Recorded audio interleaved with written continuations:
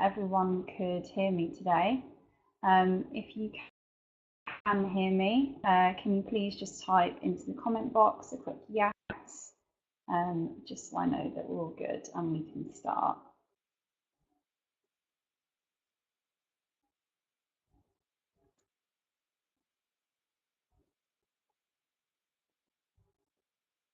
Great.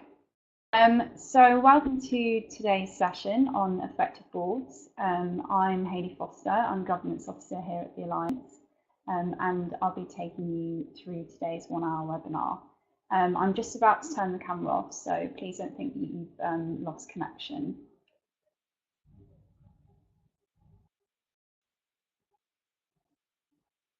Okay, so just to run through a couple of webinar logistics before we get started.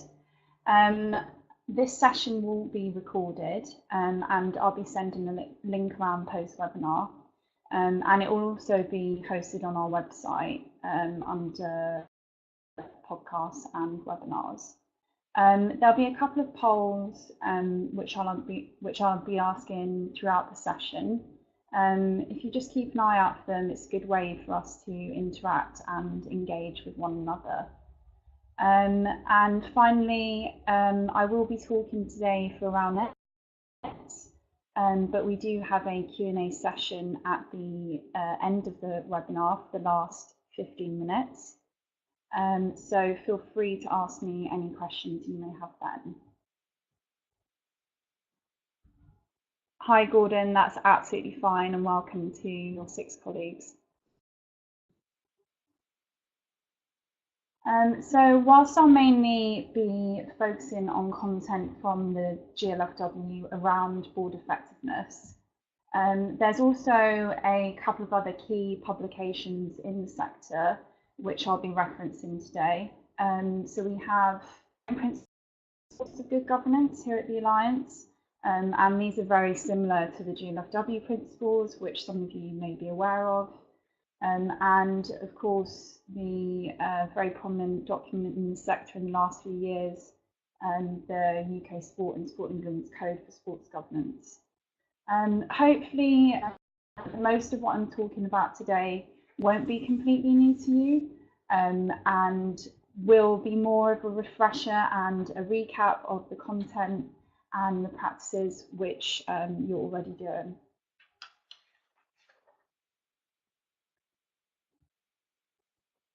So when we're thinking about board effectiveness, I understand that the term can be quite broad. So I've narrowed today's session down to look at effectiveness through the following components. So firstly, I'll be looking at composition and the importance of having a diverse and skilled board, along with what the correct or model board structure should look like.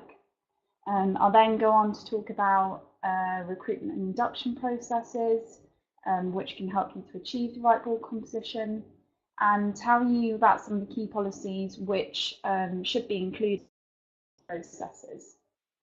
I'll be discussing how you can maintain an effective board, and I'll be looking at the different board performance and valuation processes.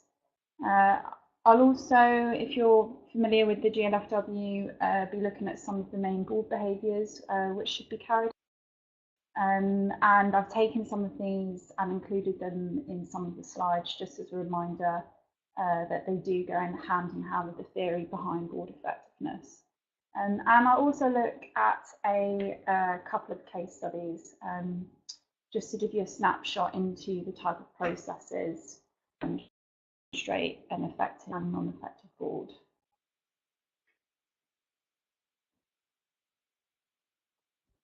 So we have our first polling question. This is a true or false question. True or false, the board should have a minimum of 15% of independent directors. If you just answer that and click submit once you've responded.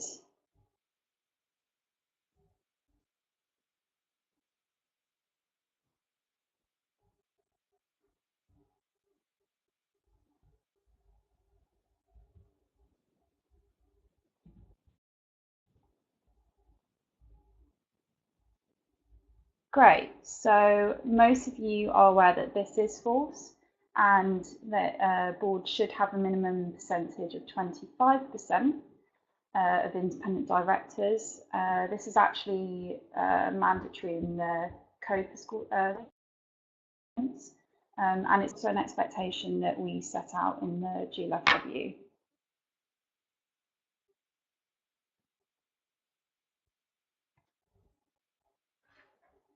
So when I was creating this webinar, I did actually type into Google the words sale, and this is the picture that I got. This is the reason I picked this is because it is the type of scenario that clearly we want to avoid in the boardroom. It doesn't represent our wider society, and you can assume that most of these individuals probably do come from a similar background, have similar experiences, so are going to be more susceptible to things like groupthink. So instead, we should be seeing in the boardroom, and this picture is a mixture of different ages, genders, ethnicities, backgrounds, and so on. So moving on to look at board composition, we can start to look at how we can avoid this type of scenario happening and how to create something that is more for the board and organisation as a whole.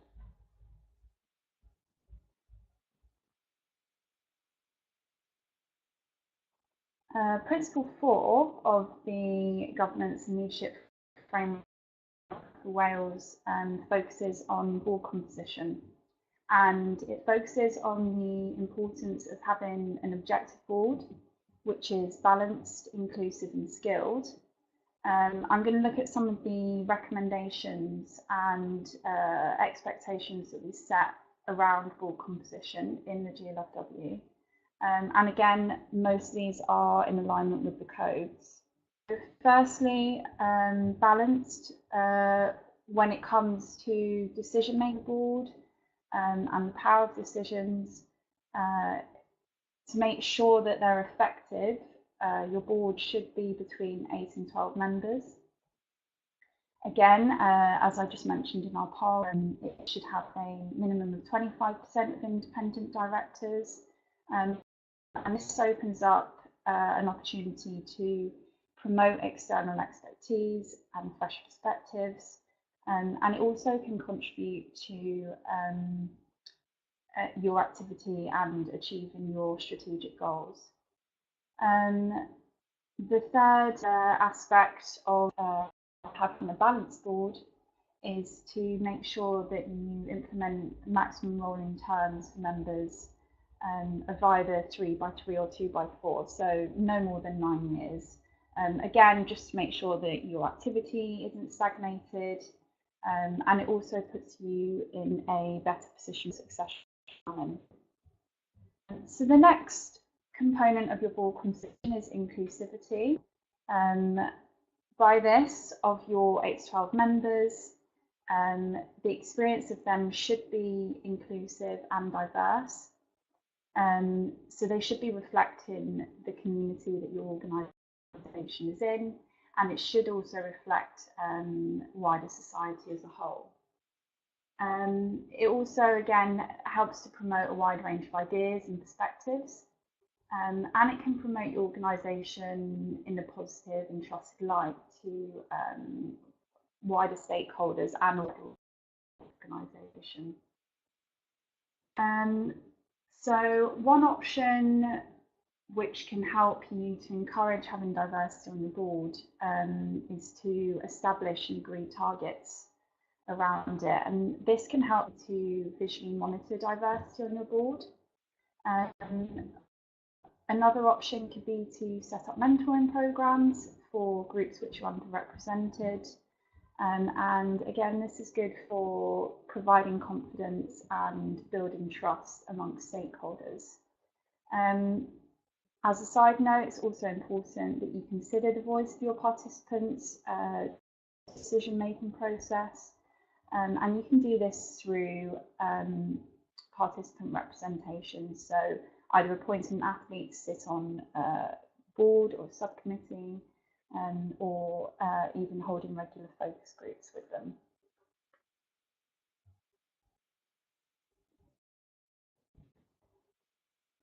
So moving on to the skills part of the board composition.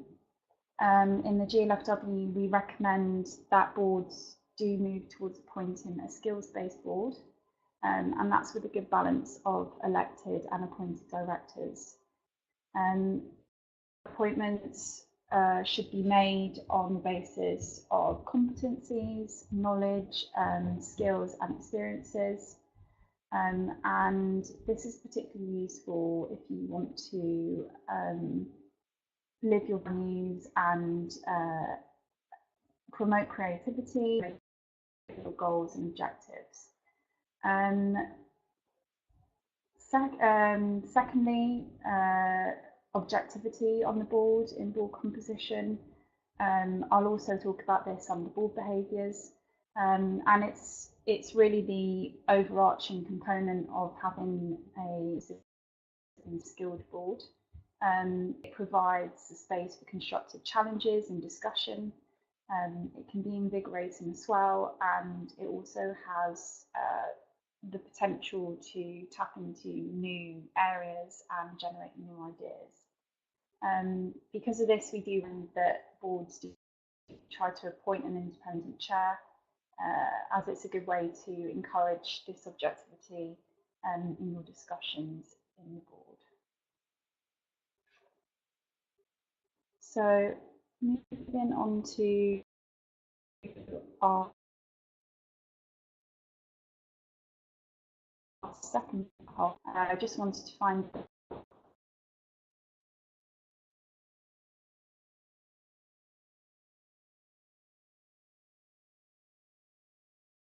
what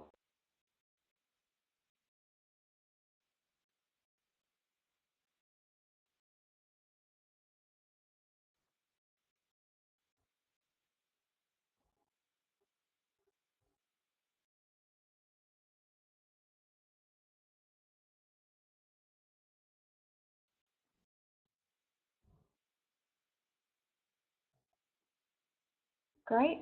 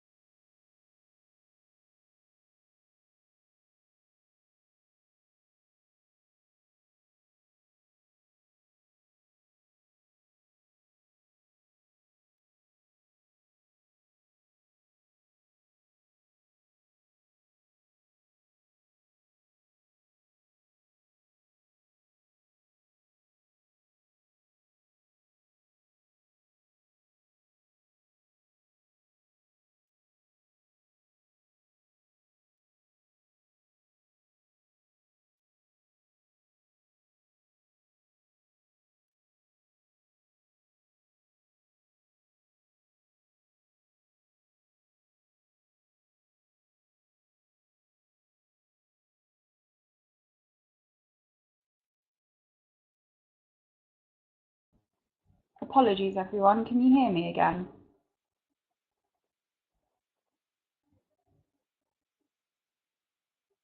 Great. Sorry, technology is not on my side.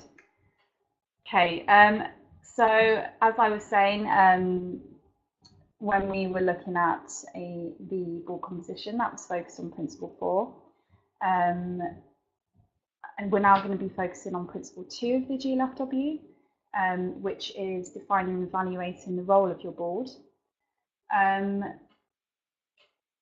So recruitment and induction processes can help you to understand your role on the board, of course, and essentially it's also the first step for board members in making sure they have a clear understanding of how their role fits into the organisation, and also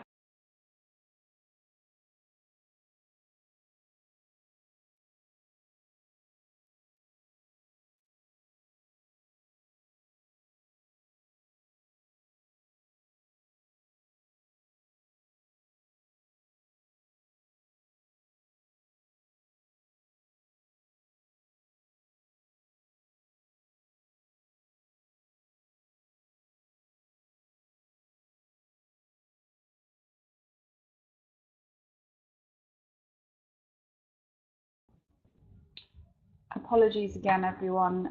The internet is not very good today. Sorry. Can everyone hear me again?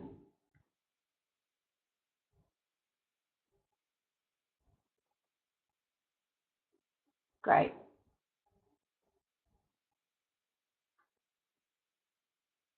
Okay, so I'll be looking at a few elements which can help you with both of these practices. The first is skills audit, and the skills audit helps you to decide who to recruit because it identifies where your skills gaps currently are on your board, and also what needs to be done to fill these skills gaps. And I will cover the skills audit in a little more detail in the next slide. Secondly, the platform. So this is how you're going to recruit for that role once you've identified a need for it. For example, if you're targeting female non-execs, then it's useful to reach out to networks which are specifically targeted to these individuals. And there are lots of different networks. For example, we've used Women on Boards or Women in Sport. Once you've found the platform, you then need to be looking at the language that you're using in your adverts for the role. When you use different types of language, it's a way of influencing the type of individual who is going to come forward. So of course your adverts should be engaging and clear, and they should be tailored. As an example, if you were promoting a role to younger women who may have young families, it may be helpful to promote flexibility in the role. It's also quite useful if you're writing adverts to sometimes hire an external expert to come in and help you. So recruitment policies, these are a good way of helping you to maintain your processes, and they're also a good way of showing your commitment to transparency to your external stakeholders. They should be open, meaning that they should help you to maintain diversity and representation on your board. And we recommend that you do review these every 3 to 4 years so that you can maintain your standards, and of course you can keep up to date with the wider landscape. We do actually host our own board recruitment policy on our website at the Alliance. So if you would like to find out more or look at an example, then feel free to have a look. Moving on to the induction processes, once you've recruited the right individual, the next step is how do you help them to easily transition into their role on the board. And to put it in a simple way, induction should be covering the role of the director, as I mentioned before, the framework within which the board is operating. When you have your induction processes, it is useful to spread them out, and this is just to make sure that you're not overloading members with important information, particularly your key policies. And it's also useful to include processes such as site visits and other induction meetings with the existing board. For anyone familiar with the 2003 Derek Higgs report, it does provide some good guidance around director induction and board effectiveness in more detail. Lastly, it's important that you're looking at the bigger picture on the board and in the organisation, and that you're planning for succession. When you plan for succession, you're not only creating consistency, but you're also sustaining stability. And of course, it's building you a talent pipeline of future leaders essentially in your organisation. So when you are succession planning, you should be identifying the key roles on the board, determining what the risk is with losing these roles, and then from that point you can begin to paint a bigger picture and identify a suitable candidate to take the position from either within your organisation or the ideal candidate, which can be found through carrying out a skills audit.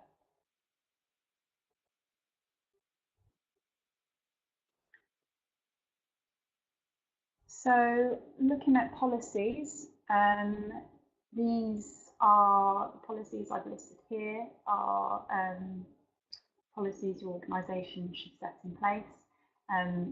They determine your duties as a board member, and they make sure that these are established and understood by everyone. And this can not only help to provide direction to you and the rest of your board, but they also act as a way of protecting it. So firstly, your code of conduct. So in the code of conduct, this should be setting out the roles and responsibilities of each board member, and it should also be providing the expectations of your organisation, as well as the rules of behaviour which are expected of board members. Secondly, your terms of engagement. They should be they lay out the conditions that individuals must agree to before they become board members. So they lay out conditions such as the conflict of interest, data protection rules, or expenses. Thirdly, your governing document sets out how your organisation is run, governed, and owned, and it's a useful way of helping new board members to understand the structure and nature of your organisation. I've put as an example, obviously, if you're constituted as a company, this is your articles. If you're a charity, this would be your trust deed. Board recruitment policy, as I've already mentioned, these should be open for public to view. And with the board recruitment policies, realistically, if you have drawn up a thorough recruitment policy, it should be helping you to achieve the model board composition, which I spoke about. Lastly, in policies, your conflict of interest policy, and this is in place to protect the integrity within the board and within decision making, and also to protect its overall reputation. With the conflict of interest policy, it's really important to make sure that this is updated and that any interests are declared by board members, and this should be done on an annual basis.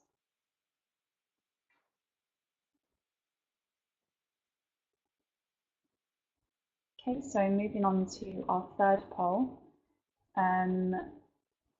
Just wanted to gauge how many of you are currently using skills audits as part of your recruitment processes or have done so.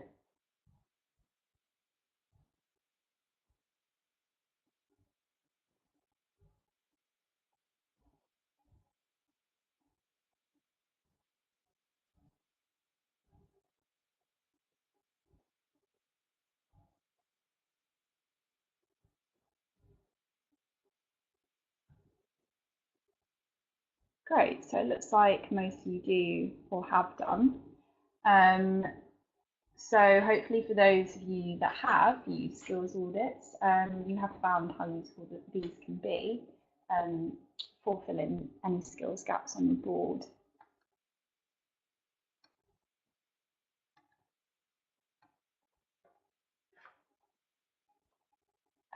So as I mentioned, I would cover skills audits in a bit more detail. So looking at the left-hand side first, skills audits should be forming a key part of your recruitment practices, and typically we recommend carrying them out annually. because they do help you to assess the current balance on the board and identify where those needs are. They can also be used to help identify any training needs associated with those skills gaps. And I've not spoke about training so much, but of course training and development is a crucial part of a board member's role, and it should be provided to board members just to help keep them informed of their role and performing more effectively on the board.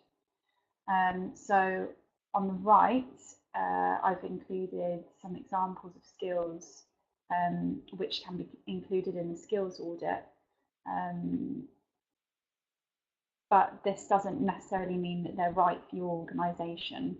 The skills that you choose to have should be chosen in relation to your strategic plan and aligned to that. When you are compiling your skills audit, it's also important to remember that it should be a collective contribution of skills. It's not expected that every individual on the board is going to hold each of these skills. And on the left here, I've included a link, and this is actually under our principles of good governance. But it's useful because in this section of our website, there is a template of a skills audit, but there's also quite a lot of different guidance notes around this as well. And there's also a few other templates on there which can help you with your practices for recruitment and induction, and of course other board effectiveness practices.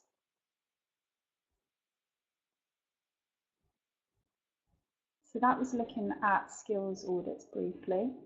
And before we move on from board recruitment, I just wanted to briefly run through a case study of the recruitment practices that we took last year. And these were to address gender diversity on our board. I've split the practices up into 3 steps. So firstly, we identified the gaps, and of course this included us carrying out a skills audit, which we did via a survey with our board, and also a board evaluation. When we carried this out, we discovered that we needed more female representation on the board. So once we'd identified what we needed, we then looked at the different recruitment processes which would help us to reach out to women.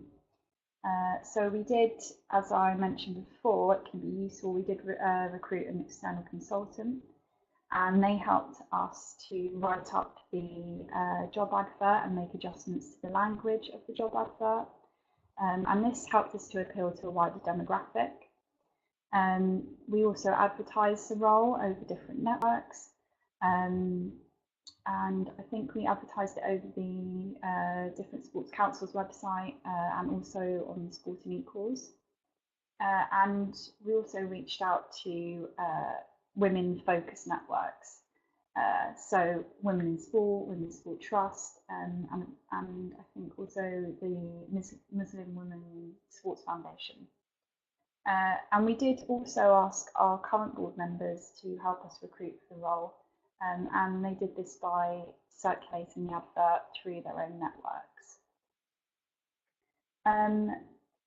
So with the outcomes and changes, it was great because it helped us to achieve gender parity on our board, and this meant that we actually had 6 female directors out of 11. So hopefully I've given you a snapshot into how you can implement effective recruitment practices, and also the importance of appealing to a wide demographic of potential board members. And this is our final polling question today. and this is to ask whether you currently carry out board evaluations, either internally or through an external facilitator.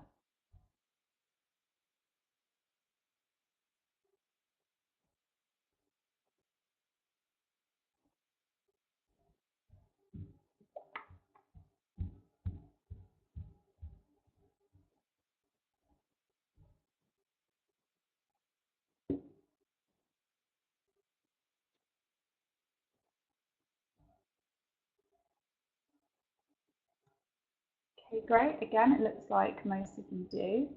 And I'm going to be looking at the importance of these and the importance of looking at the board's performance in the final part of today's session.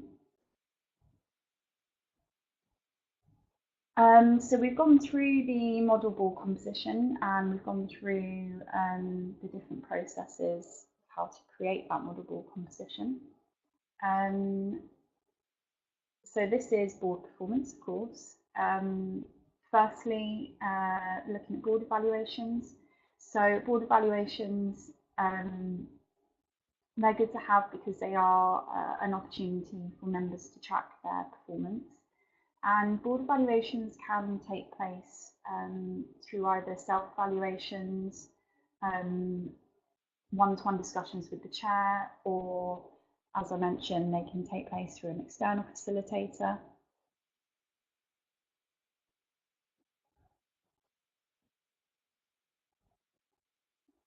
Sorry, have a variety of have and have-nots in the room. Is that for board evaluations, Gordon?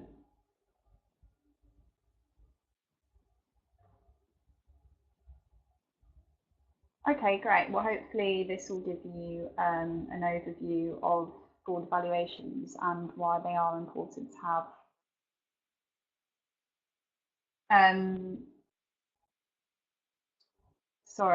So with board evaluations, we recommend them to those who haven't had any board evaluations because, as I mentioned, they do track the board's performance. But if you decide to do it through an external facilitator, it's also a good way for your board to have that objective and independent feedback. And I did talk about the importance of having that by the chair, but it is also good to have when tracking your performance as well. So with the review of the chair, it is usually the chair's responsibility to carry out the internal board evaluations. And we do recommend carrying these out annually. If you are a smaller organisation, though, then you can carry out an assessment every 2 years, or you may just want to set up regular review meetings, and these can be between the chair and board members. I think the important thing to remember is, as long as there is an opportunity for all members to reflect on their performance, then it doesn't really matter which pathway you choose to take. So with the skills matrix, which I have already covered under the skills audit, these are good because they raise an awareness and they also raise clarity around the different roles on the board. And this is a visual awareness for every board member to have. And it's a way to help you understand, evaluate, and then also to develop where those skills are that you need. And then finally, with collective learning, it's really important to promote collective learning to help progression and performance on your board. And whilst it is good to take an initiative around your own learning, again, sometimes external facilitators can encourage collectivity, and it can sometimes also be a bit more motivational to learning.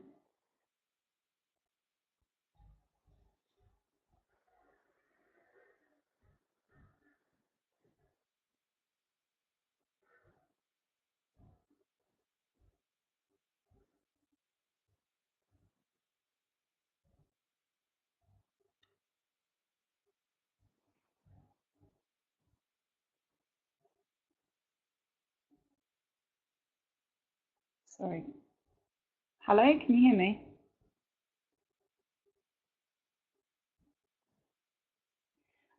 So we actually, so Gordon asked how I've assisted with evaluating performance, and we do run a minimum expectations checklist with different boards in Sport Wales. And this is to look at their board behaviours, and it's also to identify these against the different principles in the GLFW. I've run this with some of the sports that I've been assigned to. Obviously, I can't name names, but it has been a useful practice for them just to see where they are against the expectations that we set, and then organising either training or development for them, or bringing in external facilitators. So hopefully that answered your question, Gordon. With board behaviours, I just wanted to cover these separately because it is the behaviours that you choose to take when you're implementing your processes that will make a real difference. And I've selected 4 behaviours which I think are a priority for board members to have whilst carrying out their role. So the first is objectivity. As I've mentioned throughout the webinar today, objectivity plays a key role on your board, and it is in your duty to act objectively and in the best interest of your organisation. And when you're making decisions based on objective behaviour, those decisions are probably more likely to be better decisions, and also being objective can help you to protect the integrity of your board. With accountability, as a board member, you're not only making a commitment to your fellow board and organisation, but you're making a commitment to being responsible for the decisions and the actions that you're taking whilst you're on the board. And this leads on to transparency, as being accountable and being transparent does go hand in hand. You do have a collective responsibility to work together as a board and to, of course, move your organisation and progress. And being open and honest with one another does form a major part of that. And of course, it helps you to gain trust amongst one another and build good professional relationships and amongst your wider organisation too. And finally, respect. This is the respect that you have for one another on the board in forming those relationships, and it's also respect you have for the process of being on the board. It is your duty to make sure that you're turning up prepared to board meetings, and it is your duty to making sure that you're acting with integrity and professionalism in each one of those meetings as well.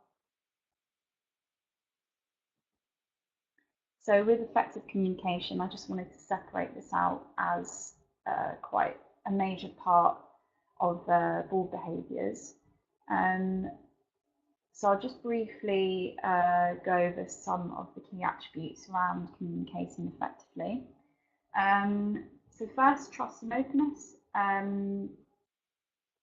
Your discussions need to be obviously honest and open for the good of the organisation.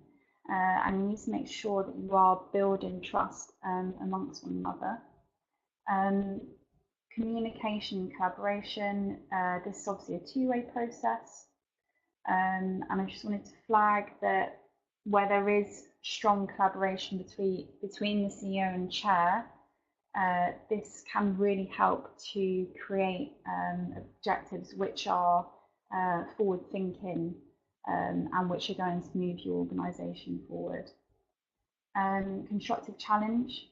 When you're communicating, you need to be asking yourself whether you're being active in your role and whether you're challenging the decisions that you're taking constructively. whether you're providing input to discussions on a broader scale, but you also need to ask whether you're being open to others' suggestions on these. And you should also be questioning the decisions which are being made around the board table. And you should be particularly questioning these where you think there is a lack of integrity. And this links into whether you are being an active listener, as in, are you encouraging your fellow board members to express their thoughts and views on the board?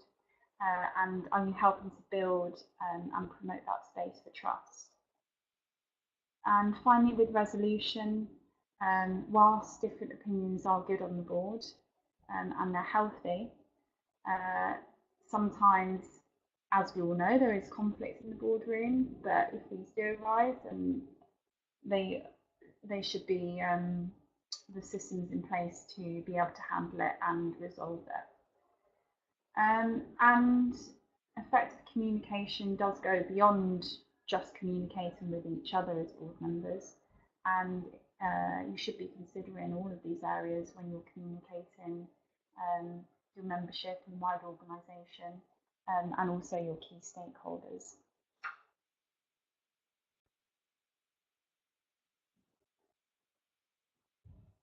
So I just wanted to follow up effective communication with this brief case study. And this is just to highlight the effects of poor communication, collaboration in an organisation. I'm not sure that many of you might be aware of the former CEO of Yahoo. This is Carol Bartz. So she came into Yahoo and she came in to try and regenerate the organisation. And whilst I won't go into the smaller details, it was essentially the negative dynamics that she had and the negative relationship that she had with the chairman and their lack of strategic focus, of course, that meant she was fired, and subsequently she was actually fired over the phone. Obviously, whilst the way she was dismissed was unprofessional, I think what we can gain from this snapshot case study is that if you want to promote a productive and healthy working environment, everyone should be conscious of how they're communicating, how they're behaving, and also particularly how you can sustain that relationship between the chair and CEO for the good of your organisation.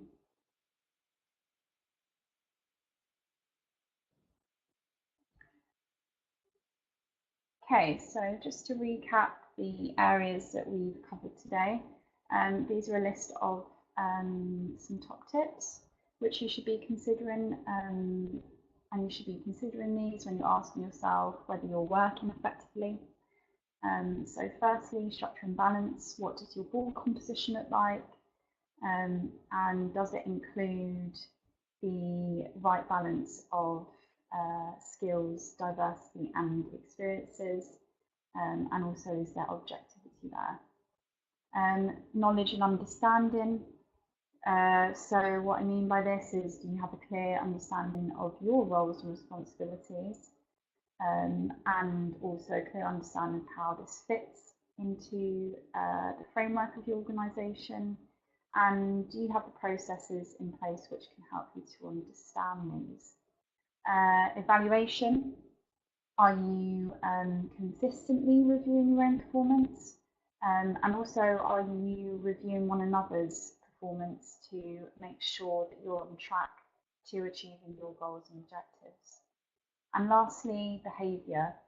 So are you acting with integrity, and are you behaving using behaviours that are professional and are going to positively contribute to the board and the development of your organisation?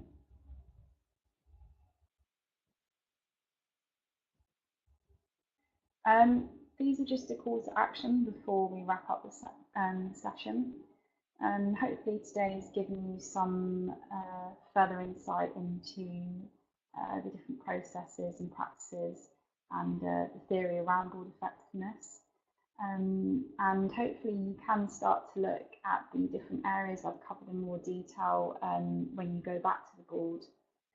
So the first call to action is to ask yourself whether you have a induction program in place which is comprehensive, and whether your key policies have been reviewed and are they up to date and are they included in this induction program. Are you providing opportunities for learning and development on the board? And lastly, when you're looking at your board from the outside in, are you pale, male and stale, and is it going to bring up the picture which I presented earlier?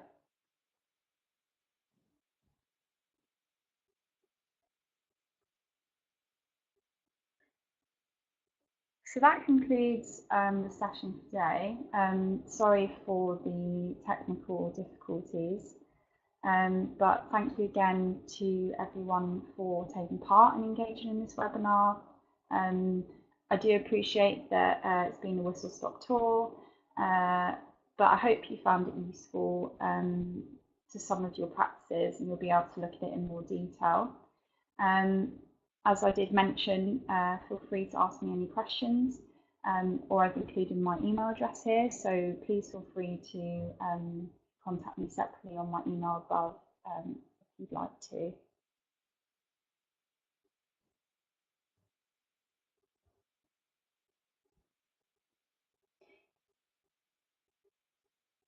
Hi Gordon, yes, I will be sending the link around post-webinar to everyone, and it will also be on our website under the GLFW section. Thank you, Neil.